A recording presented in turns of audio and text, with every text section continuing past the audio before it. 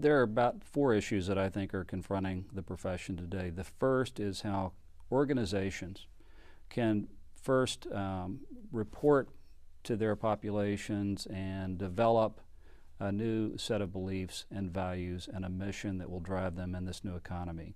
As we conduct this interview today, we know that our economy, frankly, has driven the global economy into a very difficult position in 2009 as we move through 2009. And I think beliefs, more than anything, become, frankly, a roadmap for us in how we do our work. If a company is true to beliefs, then employees know what to expect. They know in times of difficulty or even in times of great prominence what the organization will do.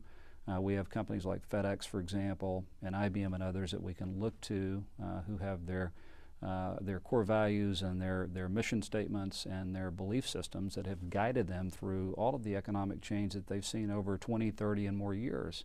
So we can take great faith away from having the right belief systems in place, number one. Secondly, myriad stakeholder communities are certainly affecting us, and that is because with the new media, which I'll talk about in just a minute, frankly, anyone can have influence over how a corporate reputation is developed today. And so I think we have to think more differently today about stakeholder groups than we ever have. And that doesn't just simply mean thinking about internal versus external. I have to go much deeper and say within an internal audience, for example, how many segments are there in that population, all the way down to a population of one in some cases. I've been in some organizations like the NASA, which is well known for its work in the United States government, and seen as many as 2,500 websites in one location, which means that you have a segmented population that likes to work together, sometimes in small groups, to hear the way information is presented to them differently than it would as a large population. So we have to think about segments of populations inside the organization, and then externally beyond the investor and financial community, beyond the legislative affairs and public affairs communities, going out to NGOs, third parties, and as we go out in this global community beyond the multinational community today, we have to think about what are the groups in other parts of our world that we haven't really accommodated in the past that will influence us.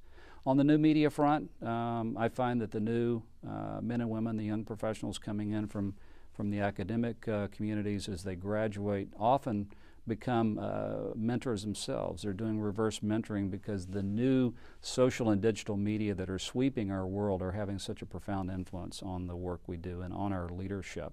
I used to believe that it was very easy to build message platforms and to control the dialogue with communities that we support and communicate with from a public relations standpoint.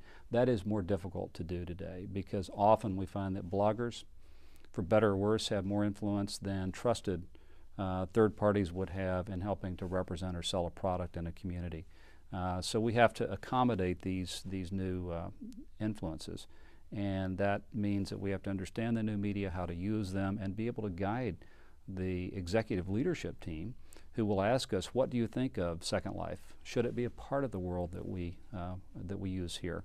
Or how does this fit in with the traditional vehicles and channels that we have? So that's important. And then I would also tell you that trust at the heart of all of this is really a very, very important component.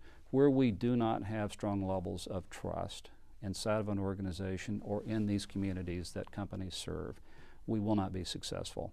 And we're seeing today in this more difficult economy that some of those industries that are most deeply affected, whether they be in the financial services area or in the automotive manufacturing field or whatever they may be, we find that when studies are done on these organizations that trust levels are lower than they must be.